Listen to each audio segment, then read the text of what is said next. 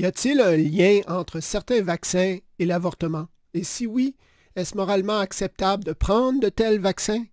Pour répondre à ces questions, il faut d'abord rapidement passer en revue le fonctionnement d'un vaccin. Le principe est assez simple. Pour éviter la maladie, on entraîne le système immunitaire de son corps à se défendre d'un virus ou agent infectieux en introduisant dans son corps, souvent par injection, une forme atténuée de l'agent infectieux. Or, pour créer cette forme atténuée du virus, il faut souvent faire pousser le virus en laboratoire. Avec suffisamment de virus isolés des autres entités, on est en mesure de manipuler le virus pour en obtenir la version atténuée, pouvant servir pour le vaccin.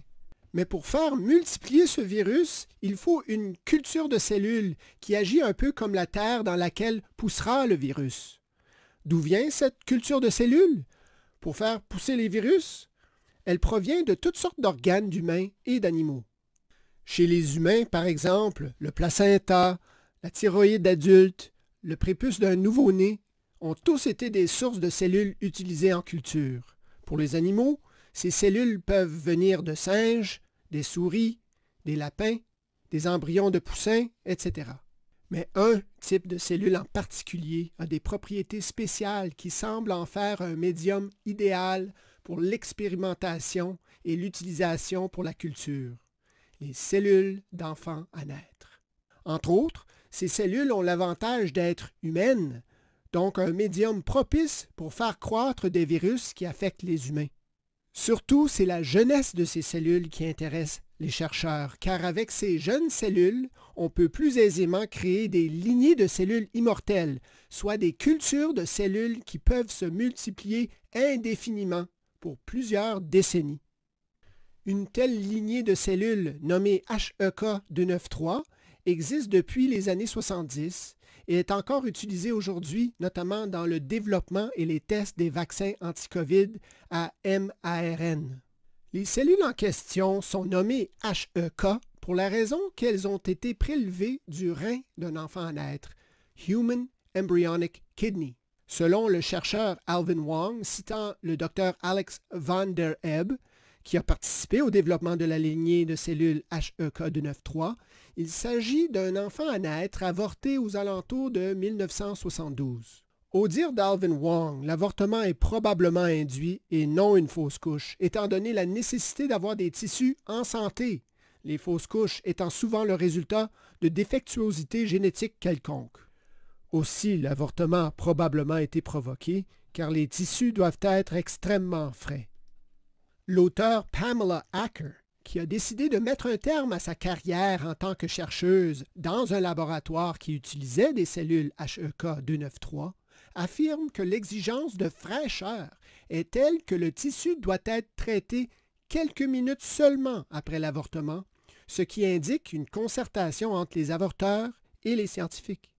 Elle cite le docteur Seward Kisher, qui a affirmé, selon Deborah Vintage de l'organisme Children of God for Life, que l'avortement doit être préarrangé afin que les tissus soient adéquatement préservés immédiatement après l'avortement. De dire le docteur Kisher, et je cite, « Afin de maintenir 95% des cellules, le tissu vivant devrait être préservé dans les 5 minutes suivant l'avortement. En 1 heure, les cellules continueraient à se détériorer, rendant les spécimens inutiles. Finalement, l'exigence de fraîcheur est telle qu'il est fort possible que l'enfant à naître soit même encore vivant au moment de l'extraction de ses organes. » Le docteur Gonzalo Herranz, qui a été professeur d'histologie et d'embryologie générale à l'Université de Navarre, en Espagne, décrit comme suit comment devrait idéalement être pratiqué un avortement lorsque du matériel fœtal est extrait. Et je cite, « La bonne manière consiste à avoir recours à la césarienne ou à l'ablation de l'utérus. C'est la seule façon de garantir la stérilité bactériologique. Dans les 2 cas, donc, pour obtenir des cellules embryonnaires à mettre en culture, il faut adopter un avortement programmé en choisissant l'âge de l'embryon et en le disséquant de son vivant pour prélever des tissus à placer dans un milieu de culture. » Maintenant, écoutez, si le fait que des échantillons de tissu puissent être prélevés d'enfants avortés montrant encore des signes de vie peut profondément secouer, voire mettre en doute la véracité du contenu de cette vidéo, sachez que des chercheurs des années 50, œuvrant à élaborer un vaccin pour la poliomyélite, décrivirent également comment les enfants à naître avortés pouvaient montrer des signes de vie longtemps après leur avortement. Et je cite, « Des embryons humains de 2 mois et demi à 5 mois de gestation ont été obtenus auprès du service de gynécologie du Toronto General Hospital. Ils ont été placés dans un conteneur stérile et rapidement transportés au laboratoire de virus de l'hôpital adjacent pour enfants malades. Dans de nombreux embryons, le cœur battait encore au moment de la réception dans le laboratoire de virus. » En passant, les enfants à naître dont parlent ces scientifiques n'étaient pas de simples embryons, car ils avaient, au dire de ces mêmes chercheurs, entre 2 et 5 mois de gestation, bien au-delà du stade embryonnaire. Donc, il est impossible d'écarter l'hypothèse selon laquelle les enfants avortés, dans le cadre d'expériences visant à mettre au point un vaccin, montrent encore des signes de vie lorsque des tissus sont prélevés de leur personne. Maintenant se présente une autre question. La mise au point d'un vaccin élaboré à l'aide d'une lignée de cellules tirées d'un enfant avorté requiert-il seulement un ou bien plusieurs avortements? La réponse dépend du vaccin en question et donc de la lignée de cellules utilisée. Mais en général, beaucoup plus d'1 ou 2 enfants avortés sont obtenus en vue de l'élaboration des lignées de cellules utilisées pour la fabrication de plusieurs vaccins. Voici quelques exemples cités dans un article de Pamela Acker. 1.